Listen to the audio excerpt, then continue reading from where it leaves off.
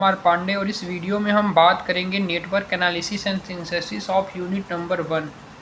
तो this video is the part 4 of the network analysis and synthesis of unit number 1. So let's start the class. So in this video I am going to cover the property, voltage divider rule, current divider rule and how to apply KCL and KVL. Okay, let's start the class. So property of short circuit की अगर बात करें तो short circuit मतलब the short circuit current tend to the flow while voltage is 0 volt and resistance यानी short circuit कब होता है? जब रजिस्टर की वैल्यू 0 हो जाती है और वोल्टेज की वैल्यू 0 हो जाती है, तो उस कंडीशन में शॉर्ट सर्किट हो जाता है। ठीक, तो शॉर्ट सर्किट में current tend to flow while, current क्या होता है? फ्लो करता है वाइल जो वोल्ट शॉर्ट सर्किट की बात करें तो करंट फ्लो करता है, लेकिन जो वोल्टेज और रजिस्टर की वैल्यू 0 हो जाती है। इस तरह से आप देख सकते हैं। Any possible element parallel to short circuit get neglected, जो इसके पैरेलल होंगे शॉर्ट सर्किट के वो क्या होंगे? जितने भी एलिमेंट पैरेलल होंगे, ठीक, किसके? शॉर्ट सर्किट से, तो उसका वो क्या किए जाएंगे? निगलेक्ट कर दिए जाएंगे। जैसे कि यहाँ पर आप देख सकते हैं कि एक वोल्टेज है, इसके पैरेलल में रजिस्टर, इंडक्टर, कैपेसिटर दिया है। ठीक, तो अगर हम यहाँ पर शॉर्ट सर्किट का इस्तेमाल करें तो इसको हम क्या कर सकते हैं? ये जो वोल्टेज है कुछ इस प्रकार से बनेगा, यानी यहाँ पर ये जो जितने भी रजिस्टर, इंडक्टर, कैपेसिटर, इनको निगलेक्ट कर दिया जाएगा। ये यहाँ पर बताया गया है। ठीक, तो यहाँ पर आप देख सकते हैं फाइनल सर्किट ये होगा और ये शॉर्ट सर्किट को रिप्रेजेंट कर रहा है। इसमें करंट तो फ्लो करेगा लेकिन रजिस्टर और वोल्टेज की वैल्यू 0 हो जाएगी। उसी तरह हम बात करते हैं property of open circuit. Open circuit क्या होता है? तो जैसे कि हम प्रॉपर्टी ऑफ शॉर्ट सर्किट की बात किए तो रजिस्टर की वैल्यू 0 और वोल्टेज की वैल्यू 0 हो गई, और करंट की वैल्यू कुछ होती है, वो कितना होती है नहीं पता, बस करंट फ्लो करता है। और जितने भी एलिमेंट अगर पैरेलल में होंगे वो क्या कर दिए जाएंगे? यहाँ पर उसको निगलेक्ट कर देंगे। अगर शॉर्ट सर्किट से, जैसे कि वोल्टेज यहाँ पर लगा है, तो अगर ये जितने भी एलिमेंट इसके वोल्टेज के पैरेलल में, इनको क्या कर दिया गया? निगलेक्ट कर दिया गया। तो इसका जो फाइनल सर्किट बना कुछ इस प्रकार से बना। उसी तरह हम बात करते हैं property of open circuit. Open circuit की क्या प्रॉपर्टी होती है? तो देखिए, अगर हम बात करें प्रॉपर्टी ऑफ ओपन सर्किट का, तो ओपन सर्किट में क्या होता है? ओपन सर्किट में करंट की वैल्यू 0 हो जाती है और रजिस्टर इनफाइनाइट हो जाता है और वोल्टेज फाइनाइट हो जाता है। रजिस्टर की वैल्यू इनफाइनाइट, वोल्टेज की वैल्यू फाइनाइट होती है। वहीं अभी आपने पढ़ा था कि शॉर्ट सर्किट में रजिस्टर और वोल्टेज की वैल्यू दोनों की 0 हो गई। करंट क्या था? करंट वहाँ पर ज़्यादा था, फ्लो कर रहा था, लेकिन ओपन सर्किट में करंट फ्लो ही नहीं करता, यानी open circuit current does not flow, यानी करंट की वैल्यू 0 हो जाती है, रजिस्टर की वैल्यू इनफाइनाइट और वोल्टेज की वैल्यू फाइनाइट हो जाती है। ठीक है, कुछ इस प्रकार से आप देख सकते हैं। तो ओपन सर्किट का कुछ डायग्राम इस तरह से बनता है। रजिस्टर इनफाइनाइट हो गया, वोल्टेज हो गया क्या? फाइनाइट, और करंट की वैल्यू 0 हो गई, जिस कारण से यहाँ पर ये ओपन सर्किट को रिप्रेजेंट कर रहा है। अब देखिए, ओपन सर्किट की बात करें तो यहाँ पर हम सीरीज की बात करेंगे। तो any possible element in series to the open circuit can be, जो सीरीज में जितने भी एलिमेंट लगे होंगे ओपन सर्किट के, उनको क्या कर दिया जाएगा? निगलेक्ट कर दिया जाएगा। जैसे कि इस सर्किट से आप देख सकते हैं कि एक वोल्टेज है, रजिस्टर है, यहाँ पर इसके पैरेलल में R2 और R3, और यहाँ पर ओपन सर्किट को रिप्रेजेंट किया गया है। तो इसके पैरेलल में जितने भी एलिमेंट होंगे, वो सीरीज में जितने भी एलिमेंट होंगे उनको क्या कर दिया जाएगा? निगलेक्ट कर दिया जाएगा। ठीक, जैसे कि यहाँ पर आप देख सकते हैं इसका इक्विवेलेंट सर्किट कुछ इस प्रकार से बनेगा। वोल्टेज है, करंट R1, R2, R3, और ओपन सर्किट मतलब ये दोनों जो हैं इनको हटा दिया गया है, कोई भी एलिमेंट हो उसको हटा दिया गया है। अब देखिए, कभी कभी क्वेश्चन पूछता है कि इंडक्टिव रिएक्टेंट क्या होता है? इंडक्टिव रिएक्टेंट मतलब एक्सल की बात होती है। एक्सल इज इक्वल टू, जैसे कि आप जानते हैं, ओमेगा एल। ठीक, उसी तरह कैपेसिटिव रिएक्टेंट क्या होता है? 1/XC की बात करें जो, तो इसका जैसे कि XC होता है कैपेसिटिव रिएक्शन को, एक्सल इंडक्टिव रिएक्टेंट को रिप्रेजेंट करते हैं, कैपेसिटिव रिएक्टेंट को हम XC से रिप्रेजेंट करते हैं। इसकी वैल्यू होती है 1/j ओमेगा, कुछ इस प्रकार से। ये देख सकते हैं, कैपेसिटिव रिएक्टेंट अगर पूछेगा तो XC लिखेंगे, इंडक्टिव रिएक्टेंट तो XL लिखेंगे।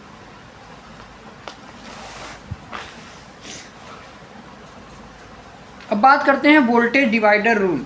वोल्टेज डिवाइडर रूल क्या कहता है? तो वोल्टेज डिवाइडर रूल का इस्तेमाल हम करते हैं to calculate the voltage across any element in series. अगर कोई एलिमेंट सीरीज में लगे हैं तो वहाँ पर हम क्या करते हैं, वोल्टेज डिवाइडर रूल का इस्तेमाल करते हैं। जैसे कि यहाँ पर आप देख सकते हैं कि सीरीज में रजिस्टर लगे हैं, तो अगर हमको यहाँ का वोल्टेज चाहिए V2 का, इस रजिस्टर R2 में क्या वोल्टेज जा रहा है, यानी V2 जो जा रहा है उसका हमको वैल्यू निकालना है। देखिए जैसा कि आप जानते हैं सीरीज में करंट सेम होता है, वोल्टेज डिवाइड होता है, तो यहाँ पर जो वोल्टेज है वो कुछ अलग होगा इस रजिस्टर में, इस रजिस्टर में जो वोल्टेज होगा वो अलग होगा। तो यहाँ पर अगर हमको V2 की वोल्टेज चाहिए, इस टर्मिनल R2 की जगह, रजिस्टर की जगह क्या वोल्टेज होगी इसको निकालना है, तो वहाँ पर हम वोल्टेज डिवाइडर रूल लगा सकते हैं। जैसे कि इस रजिस्टर R2 का अगर हमको वोल्टेज की वैल्यू निकालनी है तो कैसे निकालेंगे, तो जैसे वोल्टेज डिवाइडर रूल कहता है कि यहाँ पर अगर इसको V2 मान लीजिए, और इसको निकालने के लिए फार्मूला हो गया R2/R1 + R2 × V। ठीक, तो इससे आपको V2 यानी R2 की जगह क्या वोल्टेज होगी ये मिल जाएगा। वहीं मैं आपसे पूछूं R1 की जगह वोल्टेज डिवाइडर रूल लगाइए और हमको वोल्टेज बताइए, तो वो क्या हो जाएगा, तो वो हो जाएगा R1, वो हो जाएगा आपका R1 में R1 + R2 × V यहाँ पर। ठीक, यहाँ पर क्या हो जाएगा V1 हो जाएगा ना, इसके आगे वोल्टेज डिवाइडर रूल लगाएंगे तो ये हो जाएगा V1 इसके टर्मिनल के अक्रॉस। तो अगर मैं पूछूं R1 की जगह क्या वोल्टेज होगा ये बताइए आप, तो क्या लिखेंगे, तो इसकी वैल्यू हो जाएगी क्या, R1 total resistance R1 + R2 × V। ठीक, क्योंकि V से ही V1 + V2 बना है, तो इसका हो जाएगा ये कहलाता है voltage divider rule. Voltage divider rule का इस्तेमाल करते हैं हम कैलकुलेट करने के लिए across any element in series. अगर कोई एलिमेंट सीरीज में लगे हैं तो वहाँ पर वोल्टेज का डिवाइडर रूल का इस्तेमाल करते हैं। यहाँ पर आप देख सकते हैं कि जैसे V2 की वैल्यू कैसे निकाला गया है, V1 की वैल्यू कैसे निकाला गया है।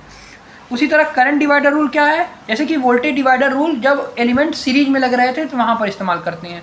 उसी तरह अगर करंट डिवाइडर रूल की बात करें तो करंट डिवाइडर रूल का इस्तेमाल हम करते हैं to calculate the current in any branch in parallel. अगर क्या हो, पैरेलल में हो, एनी कोई ब्रांच जो है वो पैरेलल में, जैसे कि यहाँ पर आप देख सकते हैं कि यहाँ पर एक करंट है I1 और I2 में टूट गया और ये पैरेलल को रिप्रेजेंट कर रहा है। यहाँ पर पैरेलल में दो रजिस्टर R1 और R2 लगे हुए हैं।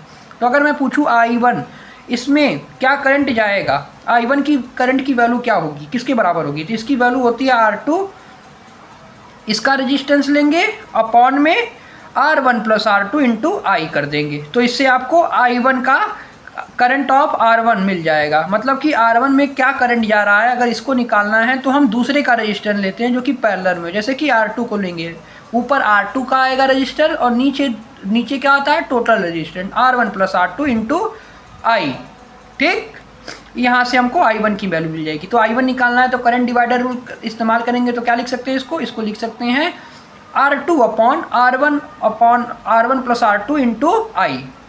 यहाँ पर यही लिखा हुआ है, यहाँ पर आप देख सकते हैं।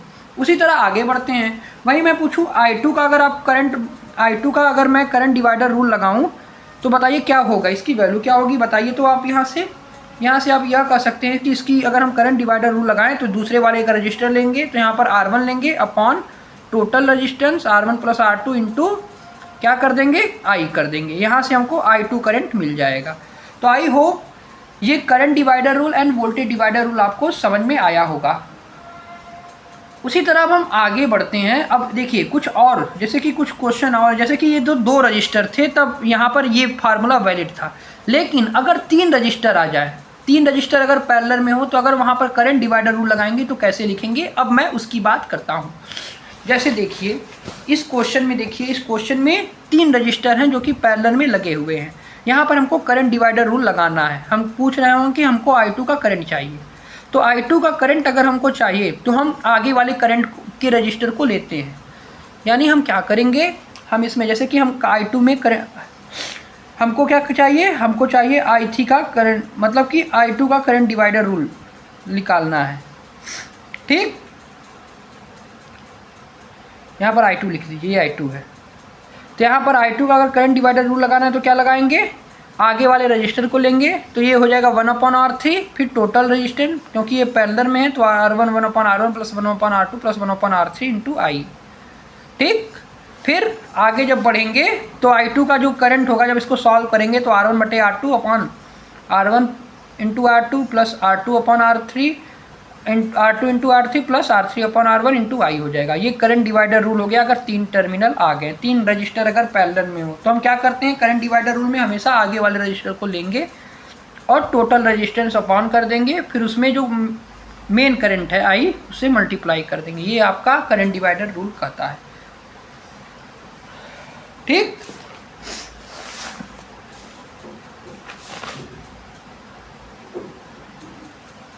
चलिए अब एक कंजर जैसे कि आपका किरचॉफ करंट लॉ पर बेस्ड एक क्वेश्चन कराते हैं। तो किरचॉफ करंट लॉ क्या कहता है? किरचॉफ करंट लॉ बताता है कि जो एल्जेब्रिक सम ऑफ करंट होता है लीडिंग किसी पॉइंट पर, वो क्या होता है, जंक्शन पर जीरो होता है, यानी sum of incoming current equal to sum of outgoing current. ये कौन बताता है? किरचॉफ करंट लॉ, जो कि बेस्ड होता है कंजर्वेशन ऑफ चार्ज पर। तो मैं यहाँ पर एक क्वेश्चन लिख रहा हूँ, उसको आपको सॉल्व करना है। ठीक है, देखिए क्वेश्चन क्या है। मान लीजिए कि एक करंट यहाँ पर आई है। ठीक, यहाँ पर हमने रजिस्टर ले लिया। इसी तरह रुकिए, एक मिनट रुकिए। तो हाँ, जैसे कि ये क्वेश्चन देख सकते हैं आप, यहाँ पर एक क्वेश्चन है, यहाँ पर एक करंट आई बह रहा है, यहाँ पर हमको क्या लगाना है, किरचॉफ करंट लॉ इस्तेमाल करना है। तो देखिए किरचॉफ करंट लॉ इस्तेमाल करते हैं, मतलब sum of incoming current is equal to sum of outgoing current. तो यहाँ पर आप देख सकते हैं कि यहाँ पर ये जो डायरेक्शन रिप्रेजेंट कर रहा है ये आउटगोइंग करंट को रिप्रेजेंट कर रहा है, और आई जो है वो क्या है, इनकमिंग करंट। यानी इस क्वेश्चन में अगर हमको KCL लगाना है तो क्या लिख सकते हैं, जो सम ऑफ इनकमिंग करंट क्या है, आई, जो किसके बराबर होगा, I1 plus I2 plus I3 के बराबर ना। अब देखिए पहले में रजिस्टर लगाए, दूसरे में इंडक्टर, तीसरे में कैपेसिटर। तो अगर हमको करंट कैलकुलेट करना है तो पहले वाले रजिस्टर के लिए हम जैसे कि V इक्वल टू IR होता है, तो हमको क्या चाहिए, हमको I चाहिए। तो I इक्वल टू क्या हो जाएगा, यहाँ से क्योंकि रजिस्टर है तो यहाँ से इसकी वैल्यू हो जाएगी V/R प्लस। अब I2 में इंडक्टर आ गया, इंडक्टर के लिए I2 की अगर हमको करंट निकालना रहता है तो इसकी वैल्यू होती है 1/L V/dV। इससे आप क्या निकाल सकते हैं, करंट की वैल्यू निकाल सकते हैं। ठीक, तो ये इंडक्टर की जगह अगर हमको करंट निकाल, जैसे कि इंडक्टर की जगह अगर करंट निकालना है तो हम इस वाले फार्मूले का इस्तेमाल करेंगे, जो कि मैं अपने पिछले वीडियो में आपको बता चुका हूँ। तो इसकी वैल्यू हो जाएगी 1/L V/dV, I2 की वैल्यू, क्योंकि इंडक्टर लगा है। जब रजिस्टर लगा था तो V/R हो गया करंट की वैल्यू, जब इंडक्टर लगा था तो करंट की वैल्यू 1/L V/dV हो गया। वहीं अगर कैपेसिटर लगा है तो क्या हो जाएगा, तो ये हो जाएगा C/dV/dt। तो यही होगा आपका टोटल करंट। ठीक, यही होगा टोटल करंट। तो इस तरह से आप टोटल करंट निकालेंगे। KCL का इस्तेमाल कर यहाँ पर हम इसी तरह इस इक्वेशन को बनाते हैं। ठीक है, देखिए जैसा कि जैसे इंडक्टर में आपको कन्फ्यूजन होगा कि मैंने ये 1/L V/dV क्यों लिख दिया। जैसे कि आप जानते हैं कि V इक्वल टू होता है L/di/dt। तो अगर हमको DI कैलकुलेट करना है तो हम इसको कैसे लिख सकते हैं, इसको हम लिख सकते हैं क्या, 1/L V/dV लिख सकते हैं। तो इसीलिए हमने यहाँ पर I की जगह 1/L V/dV लिखा है। ठीक, समझ गए हैं होंगे आप। और इस तरह से हम KCL लगाते हैं, यानी sum of incoming current is equal to sum of outgoing current. तो आई होप ये वीडियो आपको पसंद आया होगा। अगर आपको वीडियो पसंद आया है तो इसको लाइक कीजिए, शेयर कीजिए, सब्सक्राइब कीजिए। मिलते हैं नेक्स्ट वीडियो में, तब तक के लिए गुड बाय। और इसी तरह से यूजफुल वीडियो के लिए आप हमारे चैनल को लाइक कर सकते हैं, शेयर कर सकते हैं, सब्सक्राइब कर सकते हैं। थैंक्स।